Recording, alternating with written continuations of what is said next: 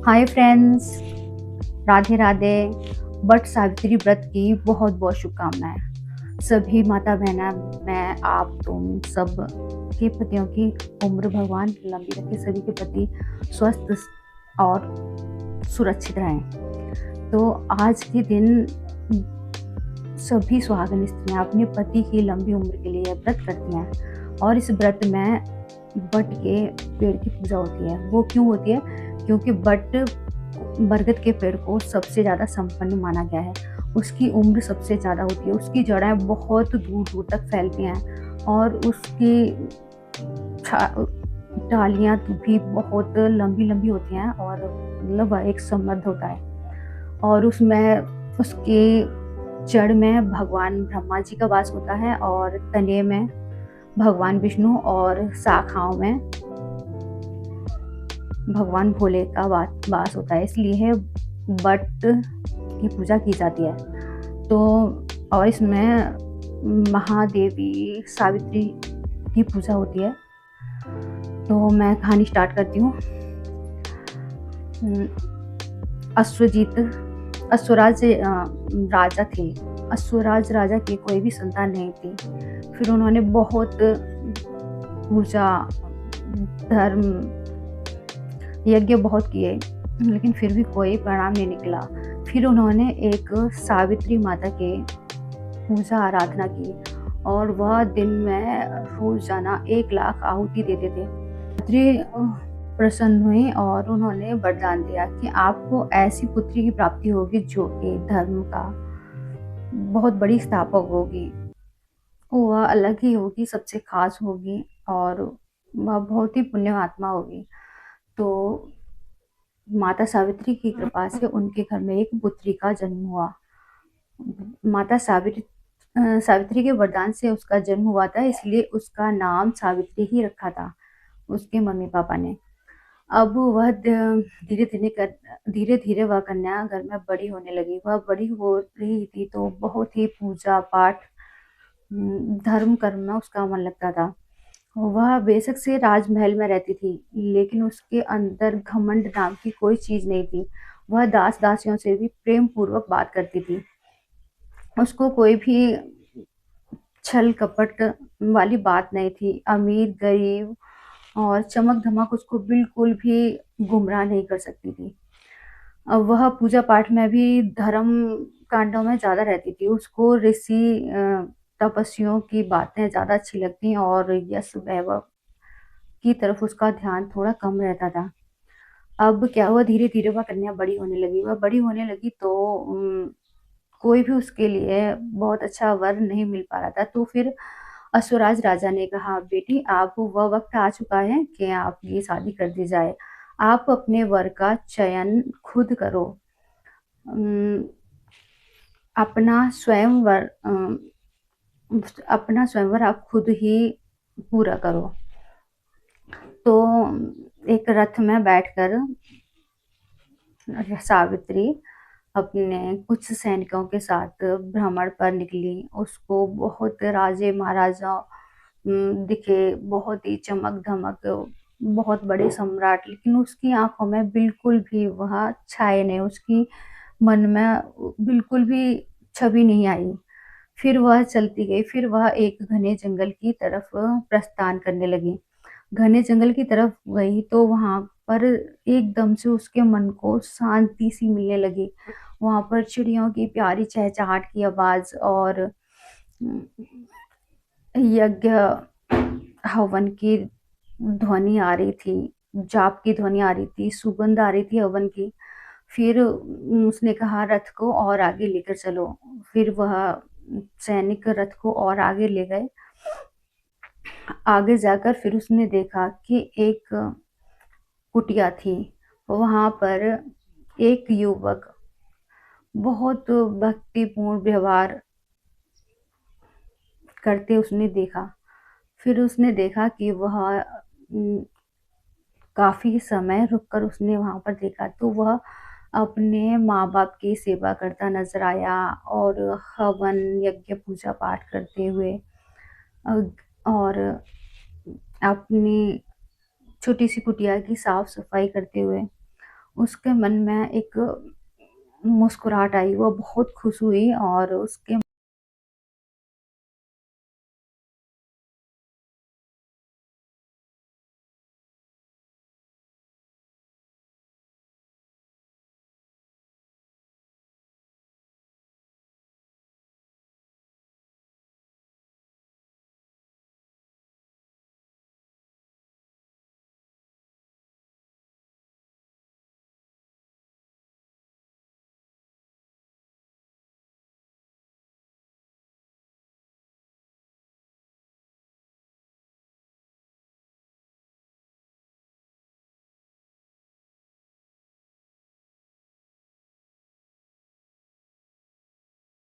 वापस आ गई तो अश्वराज राजा ने कहा कि क्या हुआ बेटी, आपको कोई आपका पसंदीदा वर मिला कि नहीं?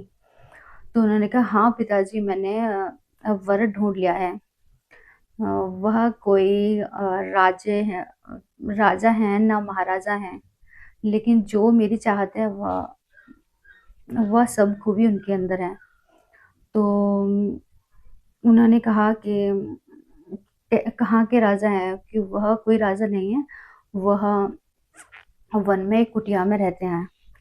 तो असुराज राजा ने बिल्कुल भी ये नहीं जताया कि वह खुश नहीं है। उन्होंने कहा, हाँ, जहाँ हमारी बेटी खुश है वहां पर हम भी खुश हैं। इतने में ही क्या हुआ कि देव ऋषि नारद वहां पर आए तो असुराज राजा बहुत ही खुश हुए और कहे, इतने शुभ अवसर पर आप आए हो, जरूर ही है, कोई शुभ संकेत है। तो उन्होंने कहा, ऐसा क्या? उन्होंने कहा कि भगवान ये बताओ, मेरी बेटी ने का चयन किया है वह धर्मराज कैसे हैं? तो उन्होंने कहा, धर्मराज की कोई भी तुलना नहीं कर सकता। धर्मराज इतने ही पुण्यात्मा हैं, इतने ही नेक हैं, उनकी किस कोई आम इंसान बराबरी नहीं कर सकता। वह धर्म का ही अवतार है मानो। तो राजा बहुत प्रसन्न हुए। फिर एकदम से नारद जी कहने लगे, परंतु, लेकिन जैसे ही परंतु किया कहा उन्होंने, तो वह एकदम उदास हो गए और उनका मन घबराने लगा। फिर उन्होंने कहा, परंतु क्या भगवान बताइए? तो फिर उन्होंने कहा कि वह हैं तो बहुत अच्छे, लेकिन उनकी आयु बहुत कम है। उनकी आयु सिर्फ 1 साल ही बची है। तो असुराज राजा ने अपनी पुत्री सावित्री की तरफ देखा और कहा, बेटी, इस दुनिया में बहुत ही एक से एक युवराज और भी पड़े हैं, और भी आपको आपके हिसाब से मिल जाएंगे, थोड़ा और देखो आप। वह बोली, नहीं पिताजी, आर्यकन आर्यकन्या एक बार ही अपना पति मानती है किसी को, और फिर हमेशा उसी को ही मानती रहती है, चाहे उसकी उम्र कम हो या उसका राज्य कम हो, इससे हमें फर्क नहीं पड़ता। फिर फिर क्या था, दोनों की धूमधाम से शादी कर दी गई तो वह सावित्री धर्मराज के साथ वन में चले गई। वन में गई, इतनी राजघराने की एक सुंदर राजकुमारी, लेकिन उसका मन जरा सा भी विचलित नहीं हुआ। वहां पर जाकर वह प्रेम पूर्वक अपने पति के साथ रहने लगी, और वह जंगल से लकड़ियां लेकर आती, चूल्हा जलाती, खाना बनाती पति के लिए, कुटिया की साफ सफाई करती, फिर धर्म पूजा पाठ करती, और ऊपर से अपने अंधे माता पिता की सेवा करती थी। उसके अपने अंधे सास ससुर की सेवा करती थी। उसके ससुर जी धृष्टद्युम्न, जो कि एक बहुत बड़े प्रतापी राजा थे, लेकिन किसी राजा ने छल पूर्वक उनकी आंखों में कुछ मार दिया, जिसकी वजह से उनकी आंखों की रोशनी भी चली गई और उनका सारा राज्य छीन लिया गया। इसलिए वह वन में ही आकर रह रहे थे।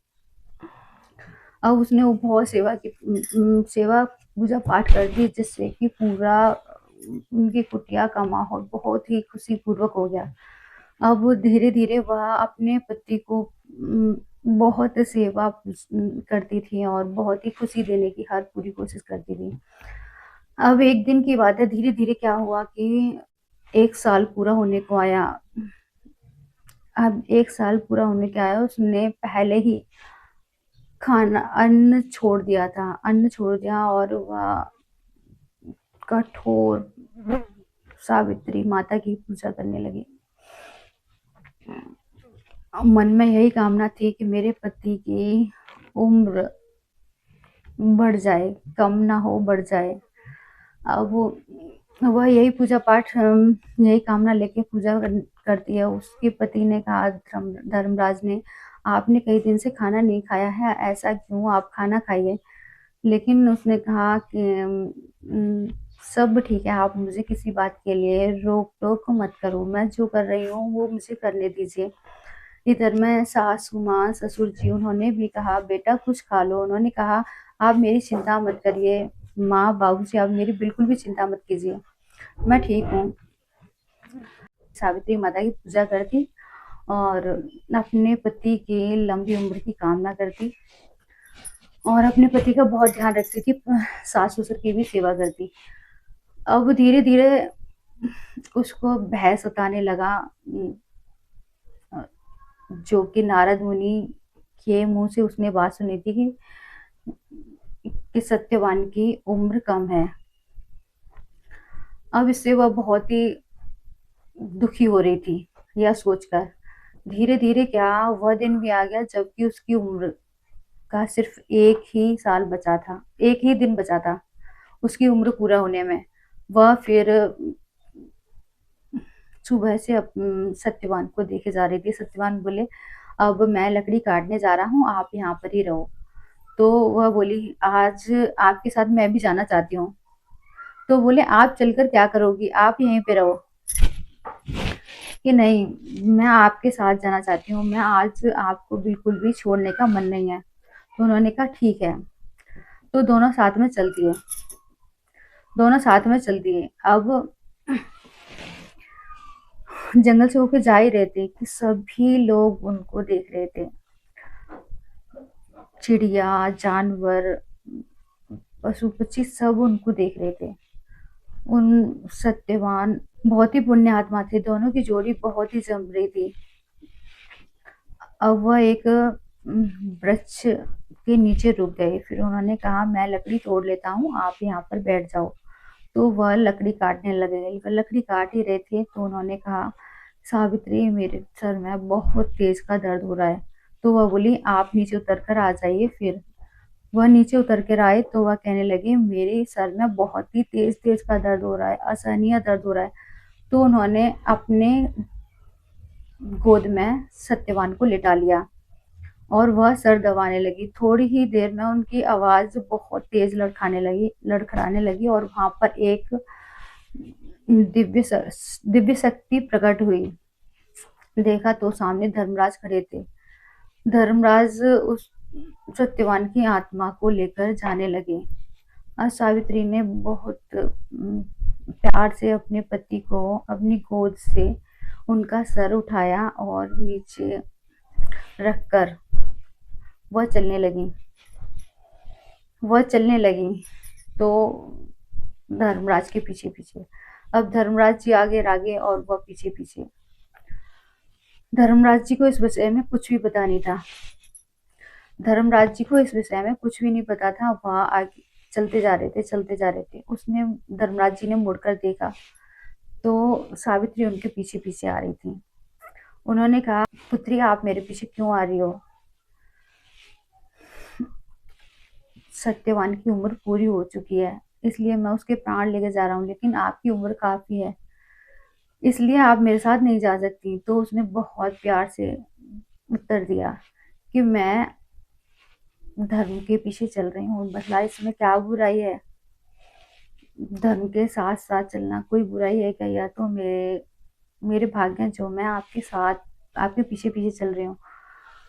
तो धर्मराज बहुत प्रसन्न हुए। उन्होंने कहा, पुत्री मैं आपकी बातों से आपके विनम्रता से मैं बहुत प्रसन्न हुआ, आप कोई वरदान मांग लो। उन्होंने कहा कि ठीक है, तो आप मेरे ससुर जी की आंखों की रोशनी चली गई है, जो आपको वह वापस कर दो, उन्हें फिर से दिखने लग जाए। उन्होंने कहा ठीक है, तथास्तु।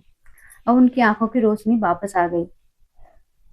अब उनकी आंखों की रोशनी वापस आ गई, तो उन्होंने धृष्टद्युम्न ने अपनी पत्नी को देखा और वह कहने लगे, अरे मुझे दिख रहा है। और वह बहुत खुश हुए। इतने में वह बहुत खुश हुए। उन्होंने कहा, यह सब हमारी बहू के पुण्य का फल है। धीरे धीरे आगे फिर धर्मराज फिर आगे चलने लगी। सावित्री पीछे पीछे जा रही थी, तो यमराज जी ने काफी दूर जाने के बाद फिर एक बार मुड़कर देखा, तो सावित्री फिर उनके पीछे पीछे थी। उनके पाँव में बहुत कांटे वांटे चुभे हुए थे, लेकिन वह फिर भी नहीं रुकी और वह चलती जा रही थी।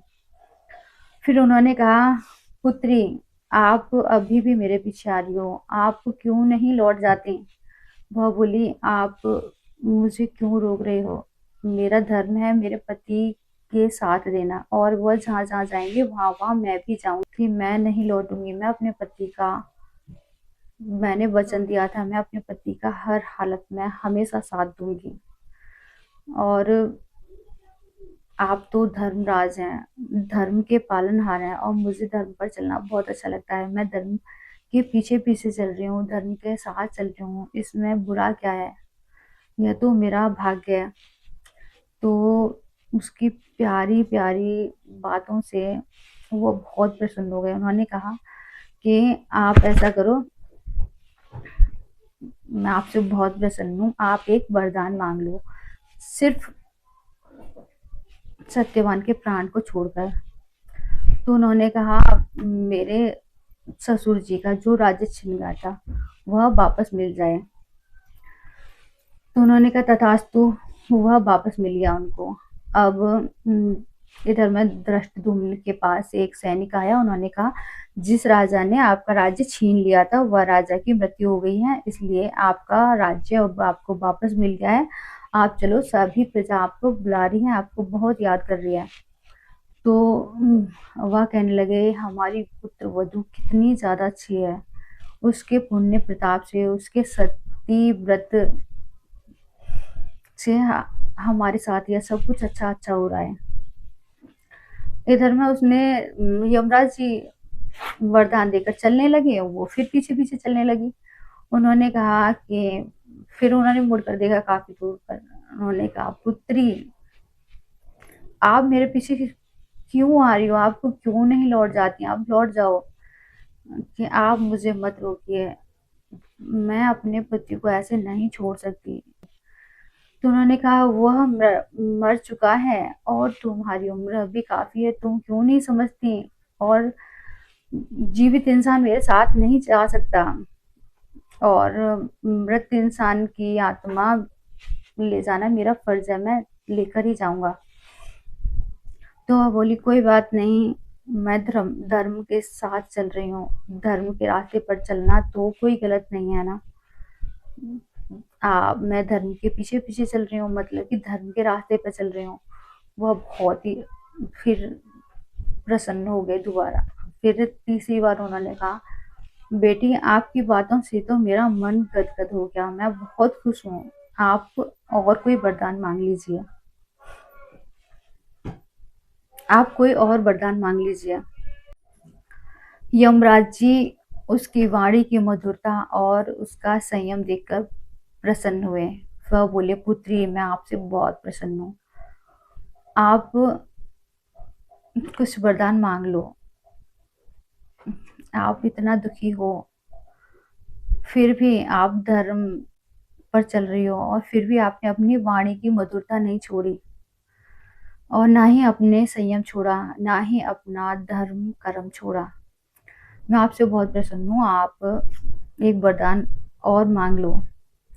उन्होंने कहा, सावित्री बोली, ठीक है प्रभु, आप मेरे से प्रसन्न हैं, तो मेरे पिताजी के राज्य पाठ को संभालने के लिए कोई पुत्र नहीं है उनको राज्य को संभालने के लिए उनको 100 पुत्रों की प्राप्ति का वरदान दो आप।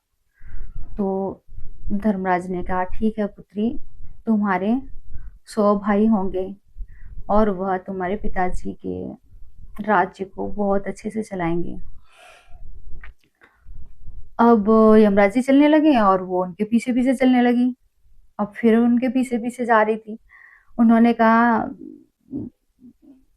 कुछ देर बाद फिर मुड़ कर उन्होंने देखा तो वो पीछे पीछे आ रही थी। उन्होंने कहा, पुत्री आप अभी भी वापस नहीं हुई हो, आप वापस लौट जाओ। पुत्री तुम क्यों नहीं वापस लौट जाती? वह बोली, आप अपना कर्म कर रहे हो ना, आप ऐसा हो सकता है आप अपना कर्म करना छोड़ दो। तो भला मैं अपना कर्म करना कैसे छोड़ दूं? आप धर्मराज हो और मैं धर्म के रास्ते पर ही चल रही हूँ। मेरा फर्ज बनता है अपने पति का साथ देना, तो मैं अपने पति का साथ दे रही हूँ। मेरे पति जहाँ जहाँ जा रहे हैं मैं वहाँ वहाँ पीछे पीछे जा रही हूँ। आप मुझे धर्म के रास्ते पर चलने की कहोगे या मुझे धर्म के रास्ते पर ना चलने की कहोगे? वह कहने लगे, पुत्री मैं हमेशा हर किसी से यही कहूंगा कि धर्म के रास्ते पर चलो, लेकिन यह भाग्य का लेखा है कि आपके पति की उम्र बहुत कम है, इसलिए मैं उसको अब लेके जा इनके साथ ही रहना होगा। मैं इनका साथ कभी नहीं छोड़ूंगी, मैं इनके साथ ही चलूंगी। अगर यह मैं ये बात अधर्म कर रही हूँ तो आप कहो, क्या ये अधर्म है अपने पति का साथ देना? तो उन्होंने कहा, नहीं बेटा, अपने पति का साथ हमेशा देना चाहिए और यह धर्म ही है। तो बताओ मैं गलत कहाँ हूँ, मैं साथ ही चलूंगी। वह बोले, बेटा मैं आपसे इतना प्रसन्न हूँ कि मैं कुछ कह नहीं सकता। मेरी आत्मा इतनी खुश है, मेरा मन गदगद हो गया आपकी प्यारी बातों से और आपके विवेक से, आपके पुण्य कर्मों से। आप और वरदान मांगो, आप और वरदान मांगो, मैं आपसे कहता हूँ आप कोई वरदान और मांग लो। तो वह बोली, ठीक है प्रभु, आप मेरे से बहुत प्रसन्न हो तो मुझे सत्यवान से उत्पन्न 100 पुत्रों की प्राप्ति का वरदान दो।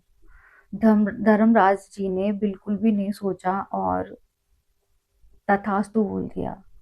तथास्तु बोल दिया और थोड़ी देर के बाद वह एकदम स्थिर हो गए। फिर उन्होंने कहा, कि यह सावित्री से तो मैं हार गया। वह मन में सोचने लगे, इससे तो मैं हार गया, यह तो धर्म कर्म पति व्रत, क्या इसका तो विवेक भी बहुत ज्यादा है। यह सच में तेजस्विनी है, मैं इतना जान गया यह कोई दिव्य आत्मा ही है। लेकिन अब तो मैंने इसको वरदान दे दिया। ठीक है बेटा, सत्यवान से उत्पन्न आपके 100 पुत्र तो तभी होंगे जबकि सत्यवान जीवित रहेगा। आज मुझे धर्म रास्ते पर तो मैं चल रहा हूँ, लेकिन अपने कर्म के खिलाफ मुझे जाना पड़ा। आपके धर्म के सामने मैं विवश हो गया, आपके पति धर्म के सामने। आप बहुत महान सती हो,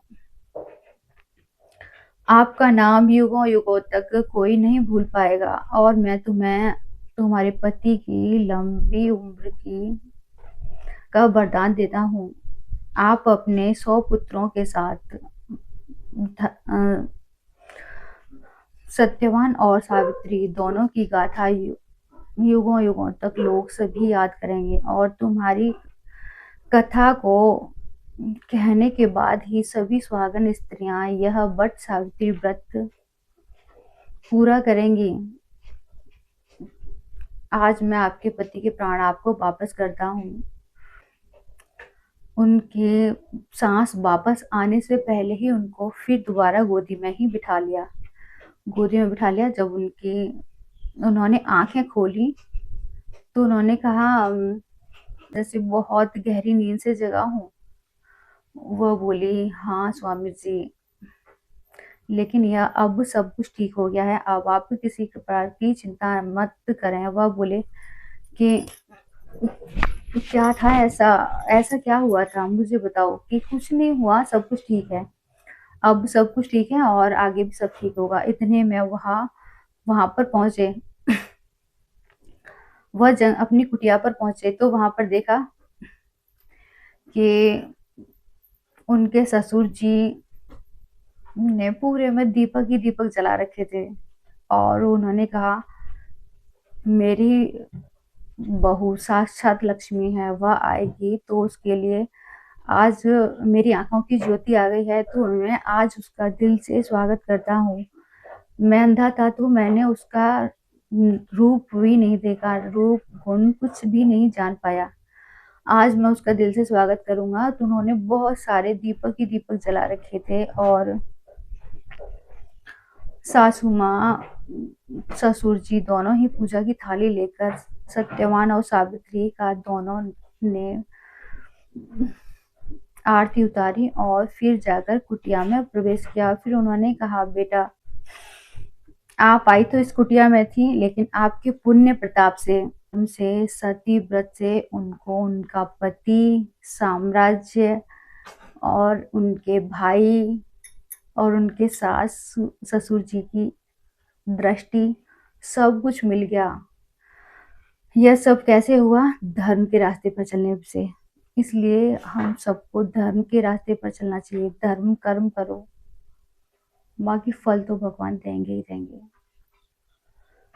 तो ये थी हमारे वट सावित्री व्रत की कथा। आपको कैसी लगी कमेंट करके जरूर बताना। राधे राधे, जय श्री राम।